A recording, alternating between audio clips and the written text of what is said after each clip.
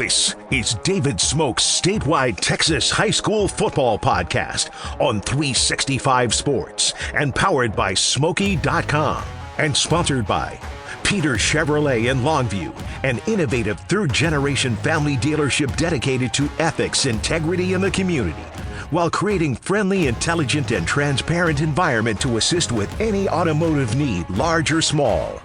McNair in the gun with under 2 minutes left, down 44-0, trying to get a score. English right side, and he will score. Touchdown, the senior, Raul English from 2 yards out. Texas Farm Bureau Insurance. We are an insurance provider built by Texans for Texans. We've been protecting families in our great state since 1952. Sturdy Steel. We build more than grandstands and press boxes. We build the spaces where communities come together. Based in Texas and serving communities nationwide.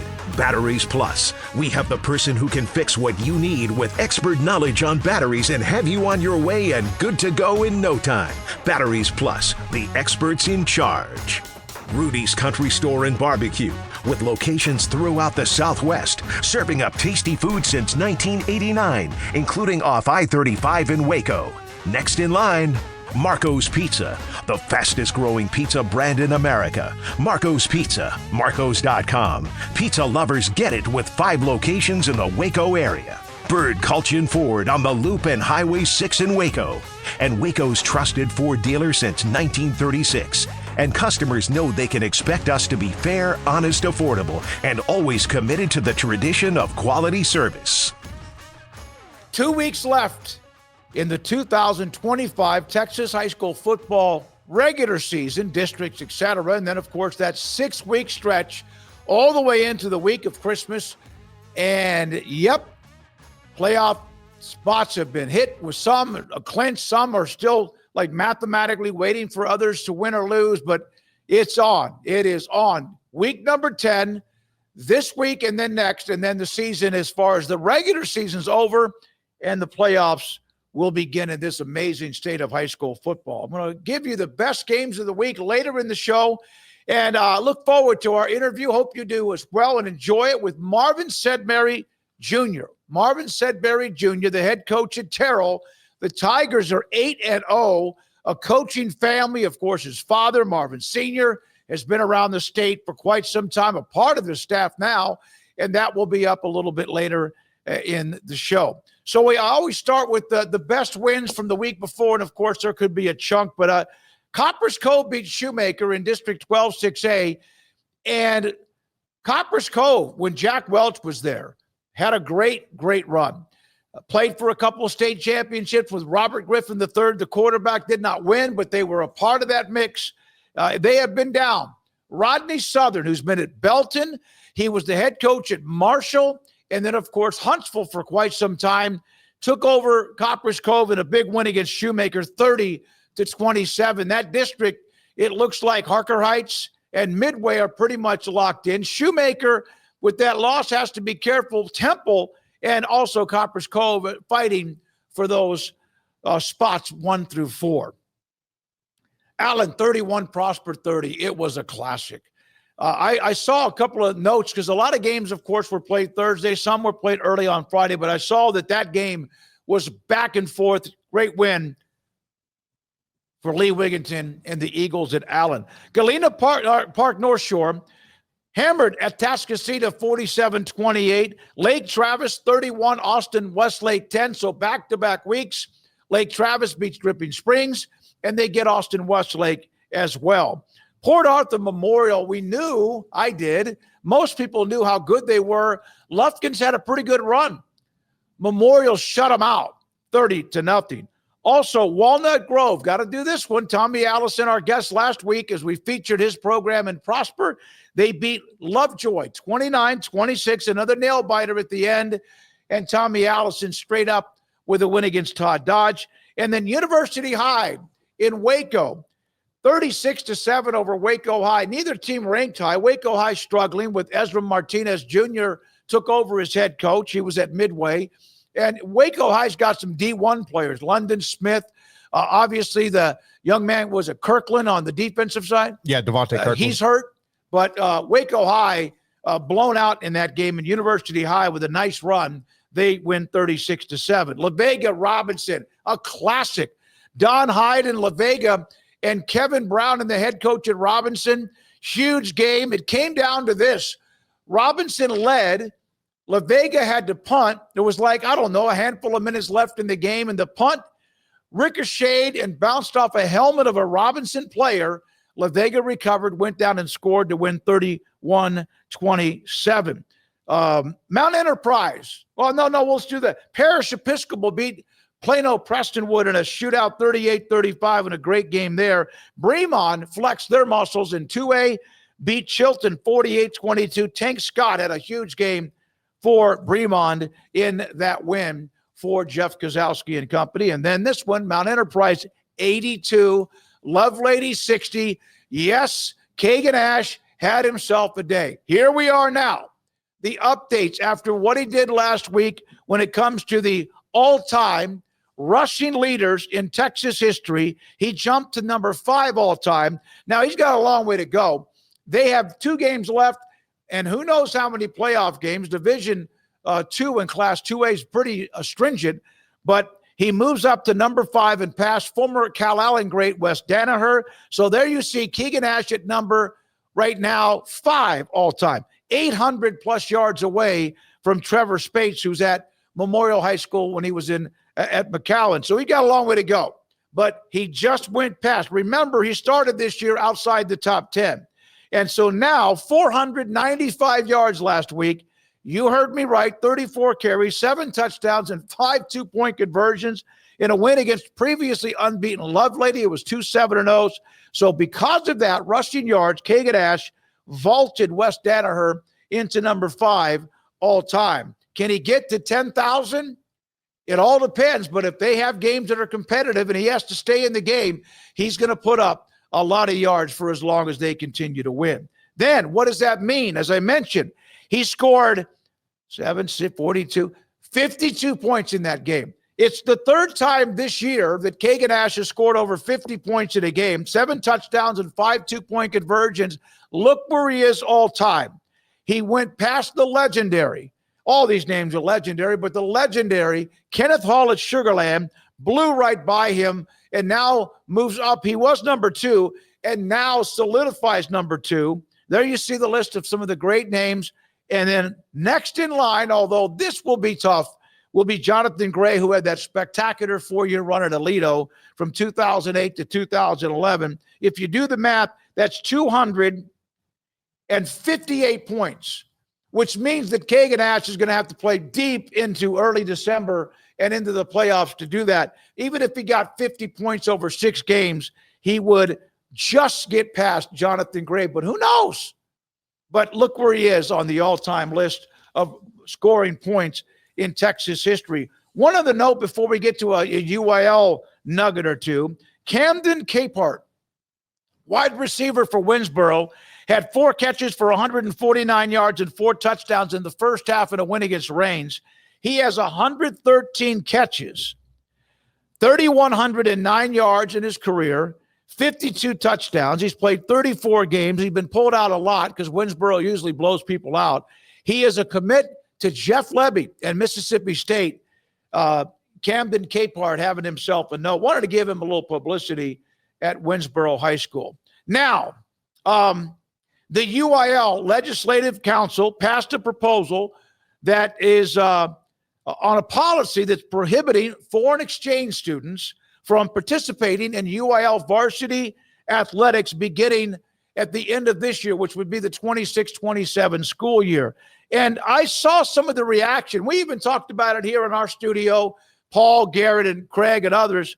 But what happened here? I did a little research on what's going on here. What's the deal with that? Why can't a foreign exchange student play UIL sports in Texas? And I know some of those who are on that Legislative Council contacted them.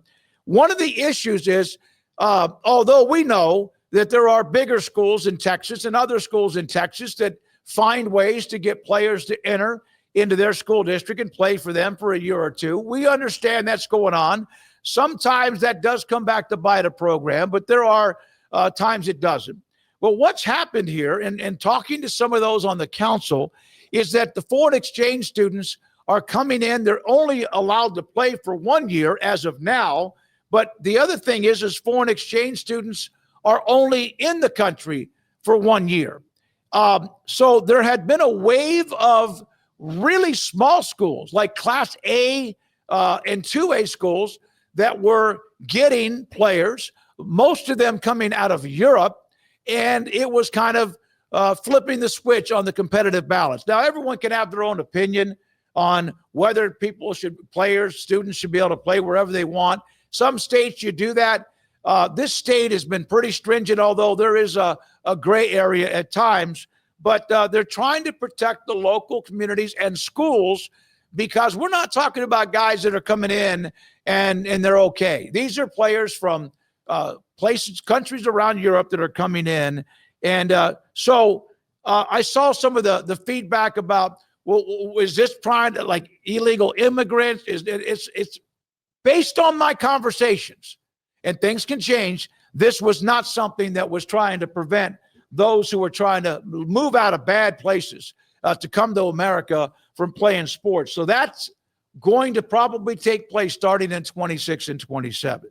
That's from John Porman with the report on that from the UIL. One other note on the UIL, and this is a big deal. Coming up on Friday, it's called Snapshot Day. Garrett, you know what Snapshot Day is? Oh, yeah.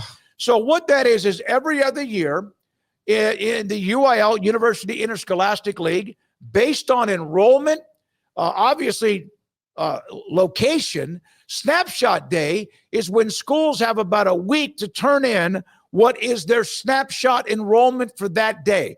It starts Friday, and I think there's like a week's period of time. For example, let's say a school normally has an enrollment of 495. If they turn in something really low than that, then there's going to be a little bit of, whoa, wait a minute. So they take those days, they get a snapshot of what is the typical average true enrollment. And you might even have some schools that say 988 and a half. There have been a couple of schools in Texas that are known for turning in about a half a student less so they don't go into a higher classification.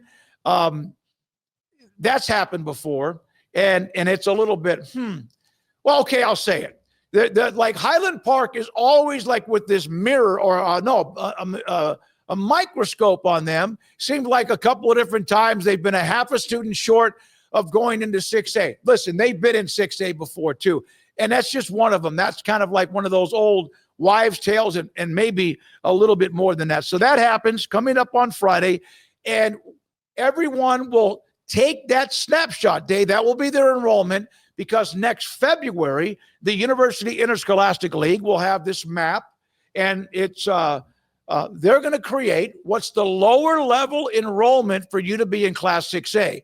And then they start downward, 6A to 5A, all the way down to Class A when it comes to football, basketball, and all the other sports as well. So that's coming up. That's a big deal. Snapshot Day coming up this week, later this week, runs for a few days. And then the UIL grabs the enrollment from, let's just say, Denton Ryan.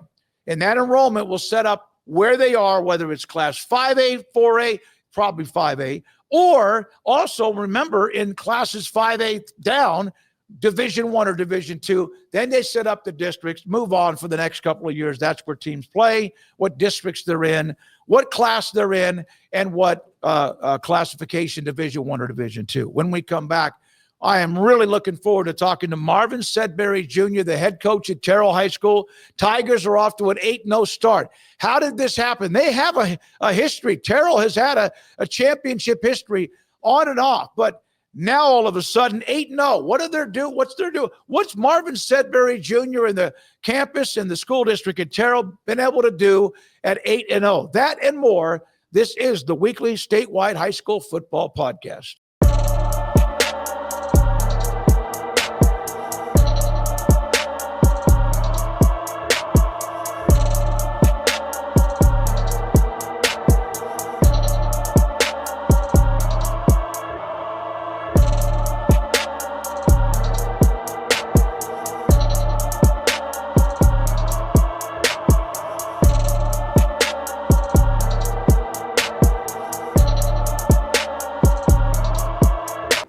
go-to guy. Can you fix my smartphone? Yes. Do you have car batteries? Yeah. What about golf cart batteries? Of course. Battery from a T-fob? Absolutely. My boat? Huge variety. Toy boat? Sure. Motorcycles? You bet. My apartment building? Whole building. Do you have batteries for my party lights? Yeah. Batteries Plus, the experts in charge.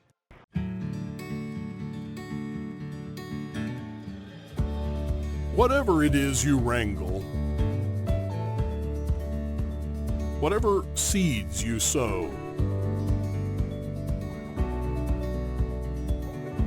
no matter what you nurture or what you choose to grow, at Texas Farm Bureau Insurance, we're proud to protect all Texans.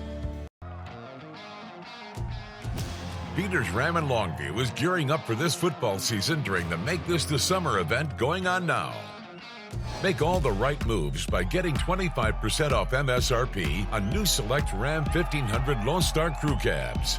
The season is looking good with the largest selection of new Ram trucks at Peters Ram during the Make This the Summer event.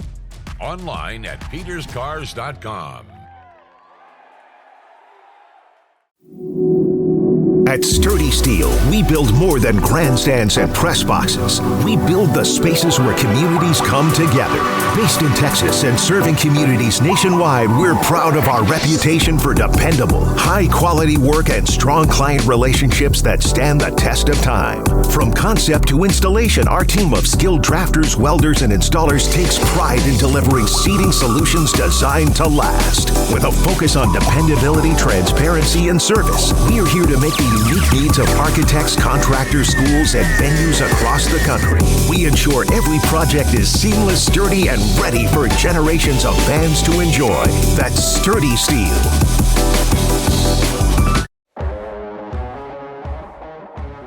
This is David Smoak's Statewide Texas High School Football Podcast on 365 Sports and powered by Smoaky.com and sponsored by Peter Chevrolet in Longview, an innovative third-generation family dealership dedicated to ethics, integrity, and the community, while creating friendly, intelligent, and transparent environment to assist with any automotive need, large or small. McNair in the gun with under 2 minutes left, down 44-0, trying to get a score. English right side, and he will score. Touchdown, the senior, Raul English, from 2 yards out. Texas Farm Bureau Insurance. We are an insurance provider built by Texans for Texans. We've been protecting families in our great state since 1952. Sturdy Steel. We build more than grandstands and press boxes. We build the spaces where communities come together. Based in Texas and serving communities nationwide. Batteries Plus. We have the person who can fix what you need with expert knowledge on batteries and have you on your way and good to go in no time. Batteries Plus, the experts in charge. Rudy's Country Store and Barbecue, with locations throughout the Southwest, serving up tasty food since 1989, including off I-35 in Waco. Next in line, Marco's Pizza, the fastest growing pizza brand in America. Marco's Pizza, Marcos.com. Pizza lovers get it with 5 locations in the Waco area. Bird Culchin Ford on the Loop and Highway 6 in Waco. And Waco's trusted Ford dealer since 1936. And customers know they can expect us to be fair, honest, affordable, and always committed to the tradition of quality service. Terrell Tigers 8-0. And I saw what they were doing earlier in the year, and I've kind of kept up with them. I try to keep up with the entire state. I have a website, Smoaky.com. Terrell's a part of that, even though that's more East and Central Texas. Terrell used to be East Texas. Now it's basically Dallas, Fort Worth, because of the growth, of course, everywhere. Marvin Sedbury Jr. Joins us, of course, a part of that Sedbury family lineage.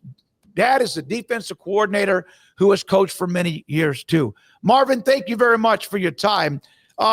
First of all, I was going to ask you this question, then I started digging around. But is this the first time when you hired, your dad was down in the lower parts of the high school, even like junior high, maybe even elementary school. Is this the first time when you hired him to join your staff that you guys have been on the same staff together? Yes. When I took the Terrell job, he had just retired or had been retired, and I was like, "Hey, you want some help trying to turn the thing around?" And I was like, "Well, yeah. What do you mean?" He goes, "Well, I'll come be your junior high coordinator." I was like, "All right." So year one, he was my junior high coordinator, and then I had a defensive coordinator position that came open. And so he was always up here and he had an opinion. So we're sitting around the house. And I was like, hey, do you want to do it? And he was like, no, I don't want to work that much. But then I'm like, well, you got an opinion every week, right? He goes, I'm retired. Well, then about a week later, he's like, you really let me do it? I was like, let's go. And so ever since then, he's been here. So what was the one or two things? And of course, you're the head coach, campus coordinator, but what would you say are a couple of things that your father taught you about being a man, and then also about what it would be like to be a football coach, since you kind of lived that too? You know, the first thing that he's always held me and my brother accountable for is he always told us when we left the house, don't forget what your last name was. And as a youngster, you really didn't know what that meant. And I actually use that with my kids all the time. Is I was like, you know, it doesn't matter how rich you are, how poor you are, or what, you know, how much money you have, or anything like that. At the end of the day, you can't replace who you are. And so make sure you're able to stand behind that. And I know one of the things that we really preach to our kids, and he actually uses this all the time. He tells us all the time that the hardest thing for a man to do is to be consistent. And so that's one of the things we preach to our football team, is to be consistent. And so, you know, I feel like that's one of the big, you know, life lessons that he's put on with this. And then from the coaching aspect of it, it's one of those deals where, you know, you got to have thick skin, because there's going to be years you're good, there's going to be years you're bad, and everybody's going to have an opinion whether you're good or bad. And so make sure you know what you're doing and have a plan and stick to it. And I think that's really what we've done here in Terrell, is we've had a plan and we've stuck to it every year. And I mean, I think this year's senior class was our 6th grade pre-athletics kid when we first got here, and now you're seeing the fruits of the labor. We've had coaches on before where their family is a part of the staff, like the father's the head coach, and then son might be a defensive or offensive coordinator. In this case, of course, your father, the DC. Do you have to sometimes remind him that you're the head coach, just kind of in fun? You know, that was probably the big discussion when we first started, was, can we work together? My brother said, man, you guys are really good. And he's like, he kept saying, I could be a great assistant. I could be a great assistant. I said, Dad, how were you actually know how to be an assistant anymore? But it's actually worked out really well. You know, the coaches always tell, there's one story that we have that where he and I kind of got crossways in the middle of a game. We had a quarterback that was the best tackler on the team, the best safety. So we threw him out on kickoff. Well, he goes down and breaks his collarbone. This is maybe 4 years ago. And so, well, we're putting another kid in the game, and I'm like, who's putting that kid in the game? And so nobody's saying anything on the headset. And then finally, when the coach walks up, said, your dad put him in, and I'm livid, you know. And I'm like, they say I blacked out, but I don't really remember it. So then we get back to the office, you know, we get ready to close out, when the coach raises his hand, he says, hey, can I say something? And they were like, I was like, what's up? And he was like, y'all heard how he went off on his dad. He said, if he'll go off on his dad like that, you know, he'll go off on us like that. I was like, and he just kind of looked at me, don't you ever talk to me like that again?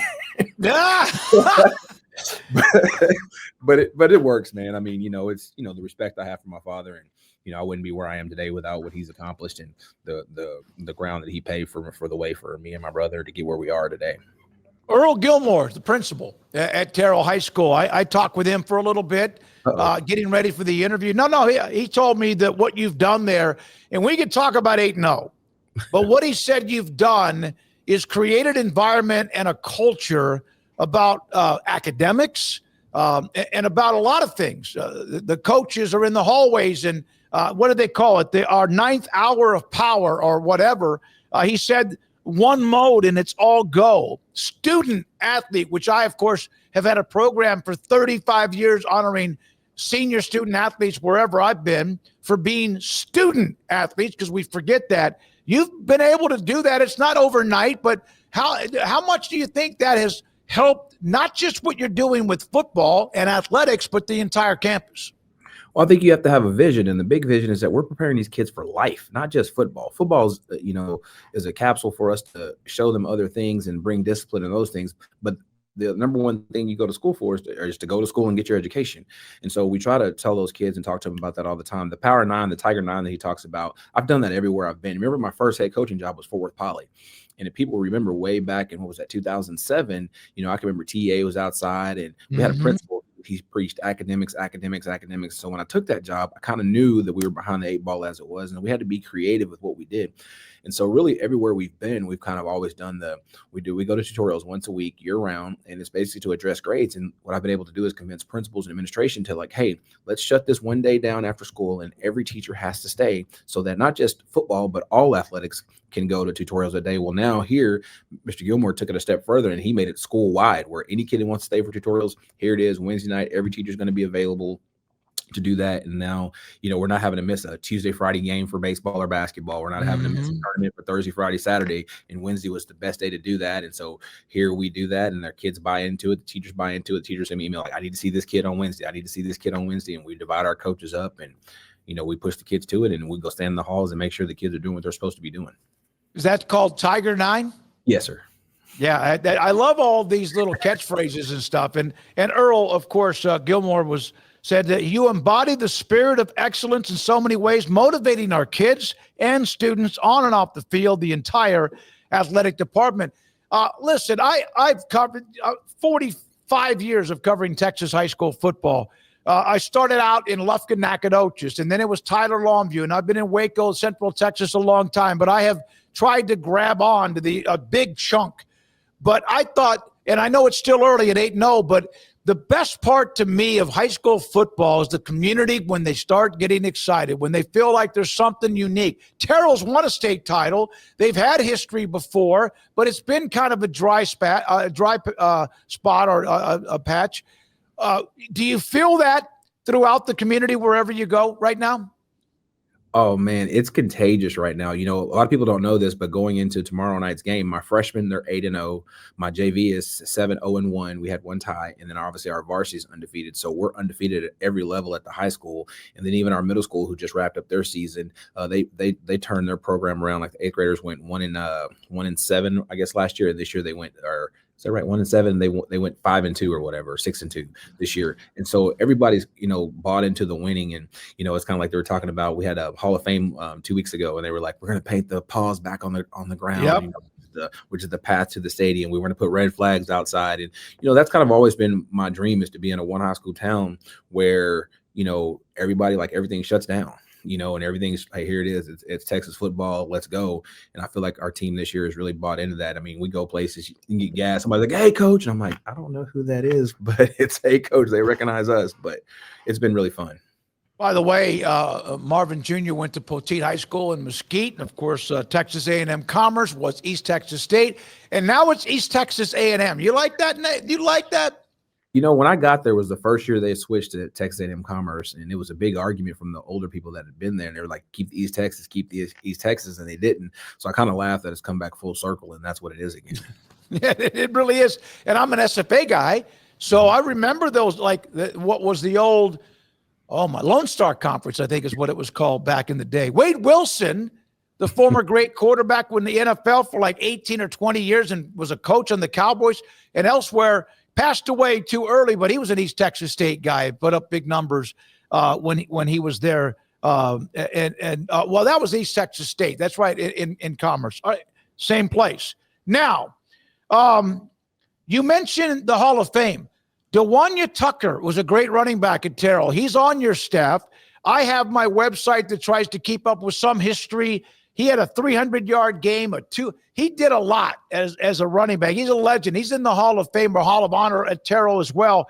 But you guys also kind of run the football with that old wing T, don't you? And what kind of impact has he had since he's a legend there?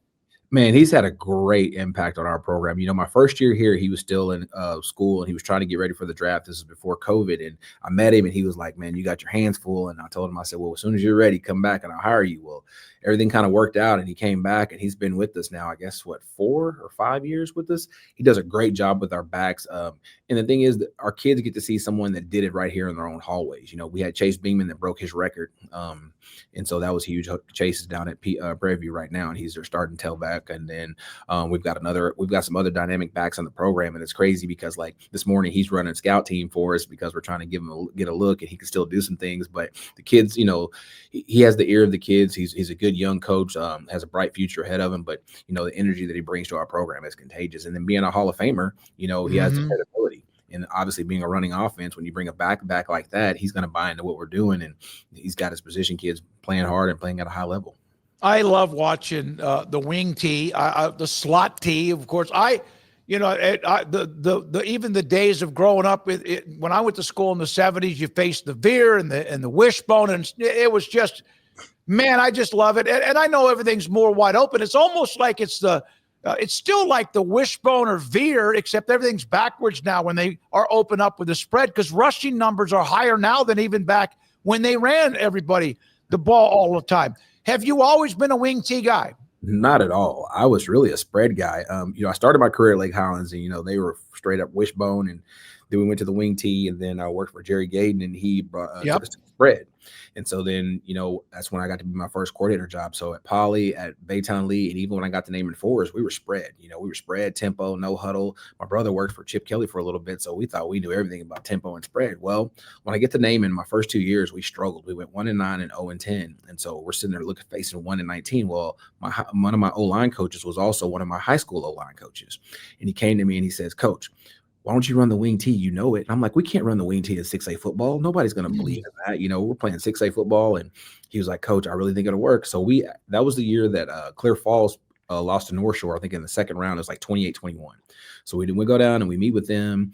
And I was like, all right, we're going to do it. So we come back and we don't tell the kids what we're going to do because we want everybody to up and transfer, as they say. Yeah. Because we're about to get under center. So we just started doing it.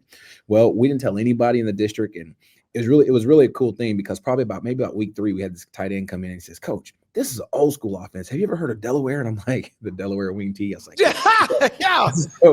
So we started talking to the kids about it. It's all right, don't tell anybody. We go through spring ball, the spring game, we get in the spread. We go through our first scrimmage in the fall, we get in the spread. First game, we come out, we win 28-0.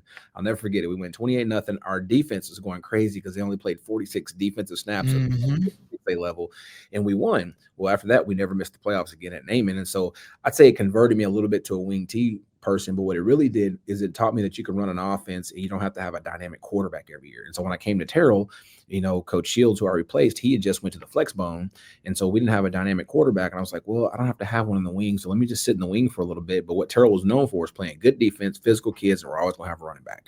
And so that's kind of how we've ended up in the wing T and kind of stuck with it. How often have you ever spoken with Alan Wilson, the former Paris and John Tyler coach? Because I'm telling you, when I was they won the state title in 94. He won it at Paris. He won it at John Tyler in 94, Paris in 88. And he's also helped, he's been over in the Crowley School District helping what they've done over there. And I mean, that's when I think of that, I remember John Tyler, they had big offensive linemen. I mean, and they had quick feet, but they could just lean on you and they'd have 17 running backs carry the ball in a game.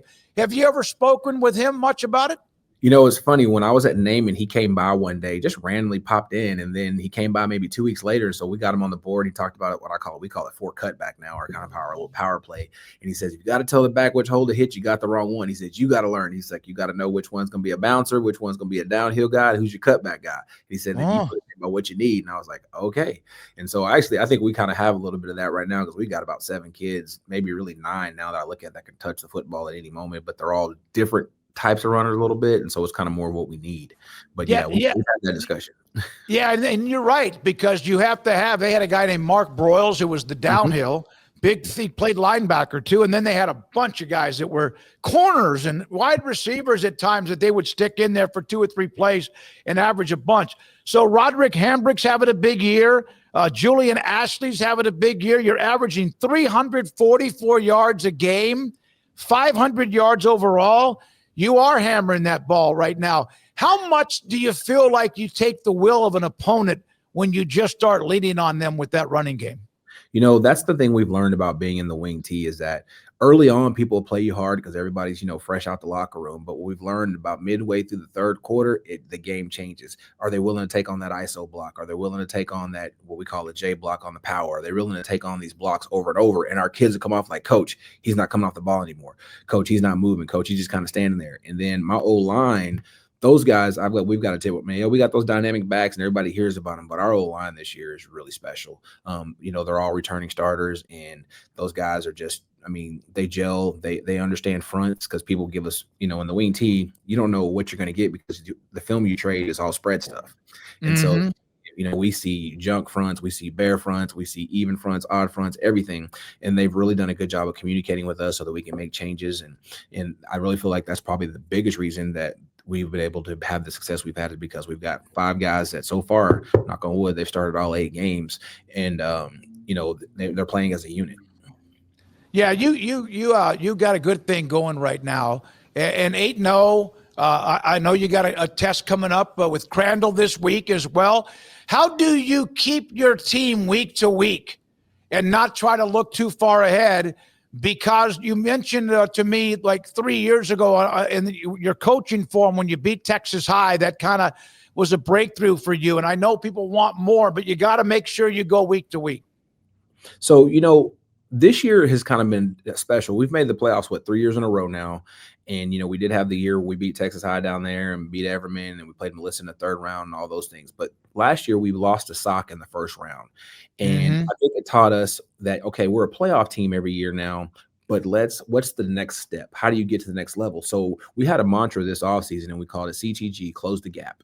And so we said there's a gap between us and the way South Oak Cliff played us. And we talk about it literally. We talked about it in our offseason boot camp. I mean, the first day of offseason, we break it out right now every day, close the gap. Every time we break it, close the gap, close the gap.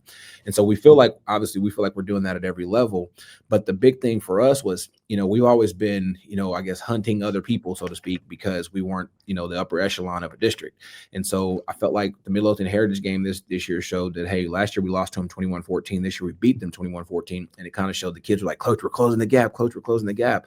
And then it was kind of funny because I guess when Crandall got beat last week by Ennis, one of the kids in the locker room says, Coach, you keep telling us we're not that good, but maybe we are. And I said, hold on. We're not gonna get and so then I actually reached out to some guys that are what I call continuously every year win. And I got some good advice yesterday.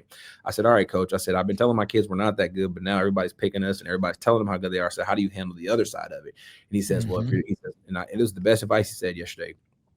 Coach told me, he said, embrace it. He said, enjoy the ride. He says, sometimes we don't enjoy the wins. He says, but make sure your team knows that, okay, if you're that good and you're supposed to be the district champ or you're supposed to, win, then go out there and win the dang on game.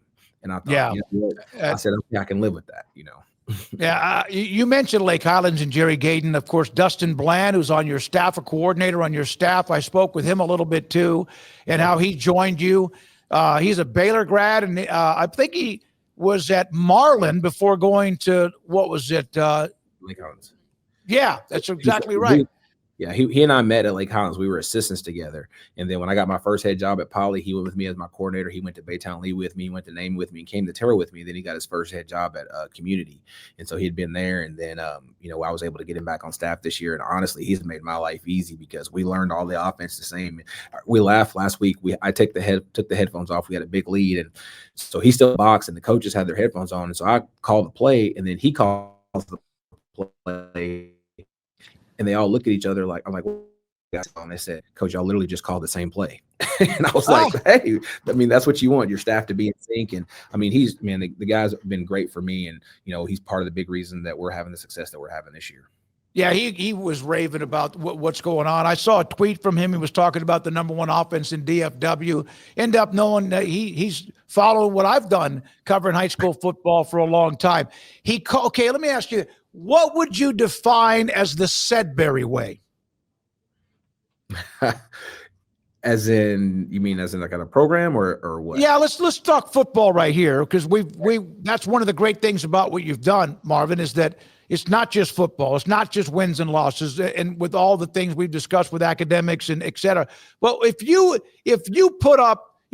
for example, I asked you, what would you call in football coaching terms, building a program, et cetera, the Sedbury way?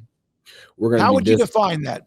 We're going to be disciplined and play physical football. You can't, I know with all the rule changes and everything, you can't take the physicality out of football. And if you know my father, he's a very, he's kind of, a lot of young guys say he's a legend and things like that. I'm like, I see him a little different because even now as a 40-year-old man, I struggle sometimes to ask him questions because you're still intimidated by him. But it's more about the personas that we're going to put a physical football team that's going to do it right, because I got my first head coaching job when I was 27 years old, and he talked to me about being a young head coach. And, back in the day when he became a head coach, there weren't many minority head coaches. Right. He talked about, you want to make sure you cross your T's and dot your I's and that you're not getting your butt out coached.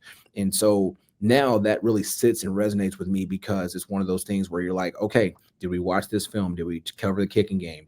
Are our kids prepared? And my whole goal every week, and we tell our kids this, is that we're not going to be out physical. It's a non-negotiable in that we're going to come out and do it right. We're not going to beat ourselves. And, you hear that a lot of times about undisciplined football teams. They just have athletes and all those things. I want to be more than that. I want to be a cut above that. I want people to know that when they play us, that they got to bring their A game, because we can beat them in all three phases of the game and we can coach. Did you ever feel the shadow of your dad's career when you got into coaching? Oh, for sure. When I first started, I had an opportunity to actually work for him when I first started, but I got the same exact name, right? And, the people on the staff, it was funny, they call me Junior, and, everybody's like that. And so the arrogant young Sedbury was, I got to go build a name of my own. And hence Coach Gayden hired me, and I think when you're young, you just don't know better, and you make some decisions. And what I've learned from it now is like, I should have embraced it sooner, right? Because of what he was able to accomplish. And I have no problem, now, living in the ship, you want to call it, or, whatever it may look like, because, I think that's the biggest thing of him working with me. I just think he doesn't think I can coach. He still, he'll send me an email and say, I saw this, and I'm like, do you not think I can coach? But now after working with him and seeing him every single day, I know he believes in what we're doing. Otherwise he wouldn't stay here and do it. Yeah, and, but it's in your blood, right? It's in your blood. It is. Literally in your blood. Yep. Yeah, go ahead. No, and I'm just saying what he's taught, one of the things to be competitive. I mean, that's one of the biggest things I've learned from him from being a young kid, even playing cards or playing video games when we were young. It's like, hey, I don't care how old you are, we're going to try to beat you. And so you better be competitive and you better know how to do it. So yeah, absolutely. And I think it's great that he ends up coming back and you guys are on the same staff as after he's retired. And then basically, again, it's just something that's in his DNA and yours too. Can you bring up a story that when you were growing up, the maddest your dad, if we could bring it up, the maddest you ever remember your father at you? At me, I listen, I was the good kid. I didn't do much to get my coaches, it's funny, my coaches are always saying that to him, like, what did Junior do? What I mean, I know I literally had two older sisters, and I got a younger brother. I really didn't do much to get in trouble, but I can say I do remember mine was actually probably talking a little trash. One morning I got up and, he'd play the video game with me and my brother. And so he had been in there practicing. And I kind of got to talking probably a little bit too much trash, kind of feeling myself a little bit. And I don't know, next thing I know, I'm pinned up against the couch. I'm like, what did I do?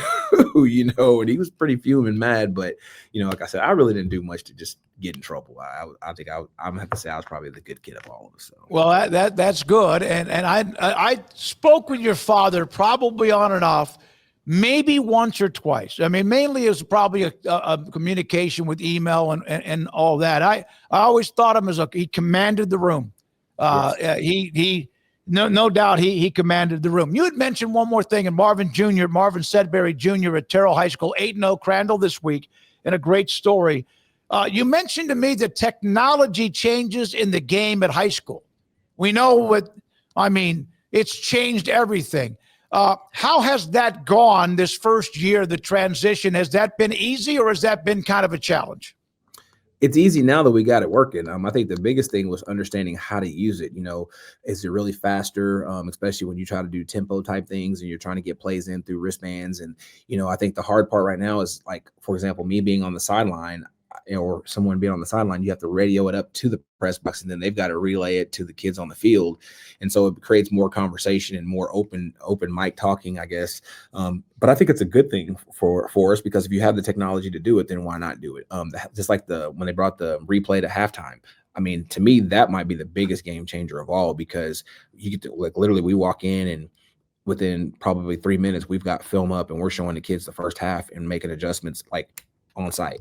And so I feel like once we get to where we can actually do that in game, in series, where we can put a monitor right there on the sideline and show the kids, boom, or iPad or something like that, then we'll get even better. Yeah, I think so. Marvin, let me tell you something. I'm proud of what you've done.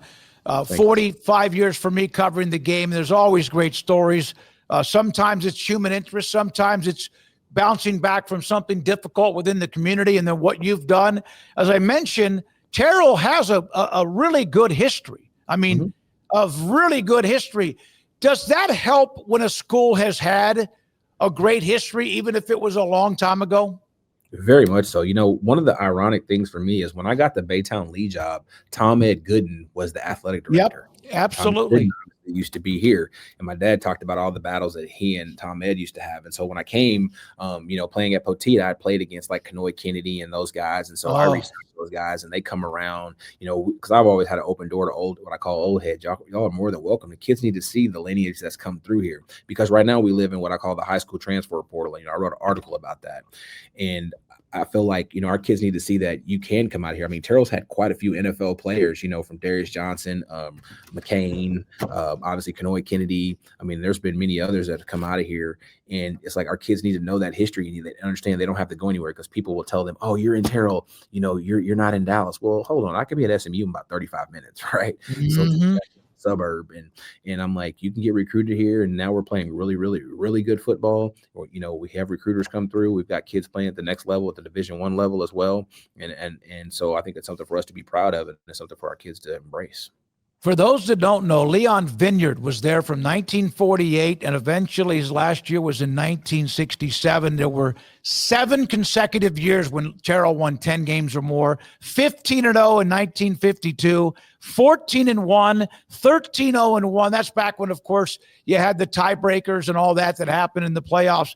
And then Mike Bailey had a couple of 10-win years, and then Tom Ed Gooden, as you mentioned, in 1996, 97. Then Todd York, who's done well, now an athletic director, 10-2 in 2005. So 11-2 with Mike Shields in 05. But then at that time, after that, it kind of been barren, and you've got him back on track. Good luck against Crandall and the rest of the way. We appreciate your time, Marvin. Thank you so much for being a part of the show.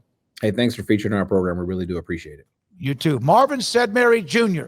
Sedbury Jr., with his father, the DC, and many more. Had a lot of fun talking to the principal and also his staff. What a story at Terrell. 8-0, Crandall this week. Back with the best games of the weekend next on the Statewide High School Football Podcast.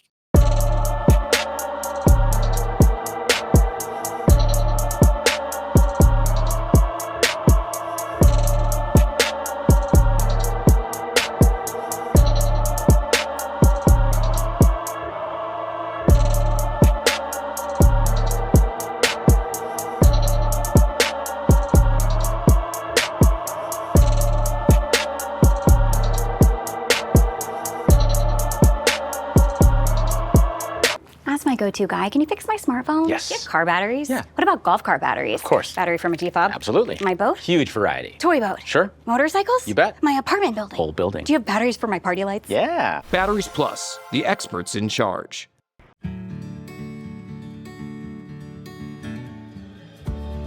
Whatever it is you wrangle, whatever seeds you sow, no matter what you nurture or what you choose to grow, at Texas Farm Bureau Insurance, we're proud to protect all Texans.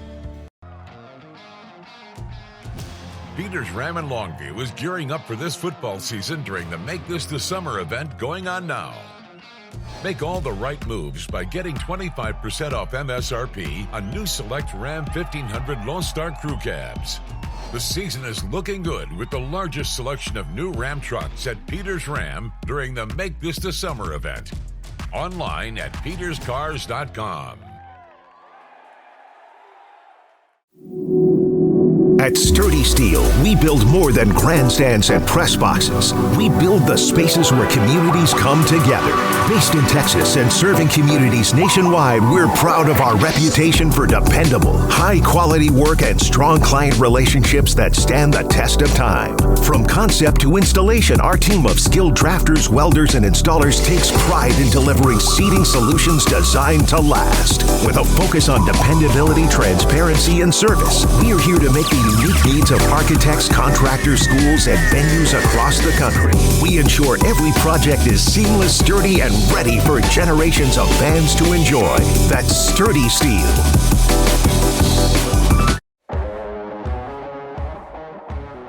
This is David Smoak's Statewide Texas High School Football Podcast on 365 Sports and powered by Smoaky.com and sponsored by Peter Chevrolet in Longview, an innovative third-generation family dealership dedicated to ethics, integrity, and the community, while creating friendly, intelligent, and transparent environment to assist with any automotive need, large or small. McNair in the gun with under 2 minutes left, down 44-0, trying to get a score. English right side, and he will score. Touchdown, the senior, Raul English from 2 yards out. Texas Farm Bureau Insurance. We are an insurance provider built by Texans for Texans. We've been protecting families in our great state since 1952. Sturdy Steel. We build more than grandstands and press boxes. We build the spaces where communities come together. Based in Texas and serving communities nationwide. Batteries Plus. We have the person who can fix what you need with expert knowledge on batteries and have you on your way and good to go in no time. Batteries Plus, the experts in charge. Rudy's Country Store and Barbecue, with locations throughout the Southwest, serving up tasty food since 1989, including off I-35 in Waco. Next in line, Marco's Pizza, the fastest growing pizza brand in America. Marco's Pizza, Marcos.com. Pizza lovers get it with 5 locations in the Waco area. Bird Culchin Ford on the Loop and Highway 6 in Waco. And Waco's trusted Ford dealer since 1936. And customers know they can expect us to be fair, honest, affordable, and always committed to the tradition of quality service. Hope you've enjoyed the show today. Every Wednesday, early to mid-afternoon, Garrett Ross, who I usually mention off the top. I haven't done that yet, but Garrett Ross will put all this together and put it out on 365 Sports on YouTube. Go to YouTube, go to 365 Sports, and then there's channel. It's what we do every afternoon, all of what we do, and other shows that we have, and then this podcast, the high school podcast, available down the left side, down near the bottom with Texas, just say like Smoaky.com, and that's where we are. And I'll blow it out on social media too. Here are the games of the week. Remember, just 2 weeks left. A great one at the top, Munster and Collinsville. Munster's a 2-touchdown favorite. Collinsville 7-1. That's one of the block number means you're favored by that specific amount based on Jerry Forrest and Pigskin Prep. So 14 means that based on the index that he has, all the numbers crunching the data, that Munster's a 14-point pick. And then the blue number is the combination of the rankings between those two schools in their classification. North Shore, they just beat Atascocita. C.E. King, this is a collision course, and North Shore winning that game last year easily 42-14. Melissa and Walnut Grove. Two really good teams in 5A. We featured Walnut Grove with Tommy Allison. Melissa, of course, known for how good they've been, but also all those schools in that northern part of Dallas, et cetera, and their stadiums are incredible. Hitchcock and Yoakum, a good one there. All Saints Episcopal and Fort Worth Christian, just a 2-point pick for All Saints. They're unbeaten. Port Neches Grove and Montgomery, a really good game in 5A. Greenwood, 8-0 against Seminole. There's another one. Pflugerville, down in Pflugerville. Weiss High School, 7-1 against College Station. They've not been quite the same, but at 5-4, Weiss is a 7-point favorite. Springtown, the Porcupines, and Decatur. Springtown, 9-1. This will be their last game. They have an off week next week because of an odd amount of teams in the district. Lindale, nearly a two-touchdown favorite. Chris Cochran. Thurman, that running back that gets about 35 carries a game. The Eagles and Pine Tree are 5-3, but the Pirates coming off the win against Chapel Hill with some momentum there. Flower Bluff and North in a game down in the, of course, lower section of Texas. I mean that, the southern part of Texas. Longview beat North Forney last year 21-0, but the Lobos have 3 losses. North Forney has 1. Hill Country and Fredericksburg Heritage School in a good one. That's also this week. Robinson, after the loss to La Vega, will play Gatesville. The Gatesville's got a powerful running game, really good team.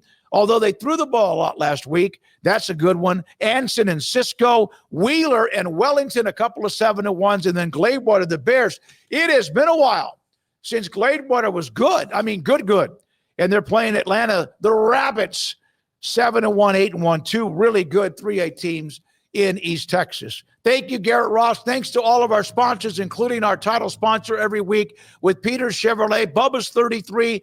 We give out certificates with my website, Smoaky.com, when it comes to the pick'em every week that you could find on the top of the homepage. This 365 Sports. Enjoy week number 10. Next week, we'll be wrapping up the regular season and then, of course, our run through the playoffs in the great state of Texas. Have a great weekend. I'm David Smoak.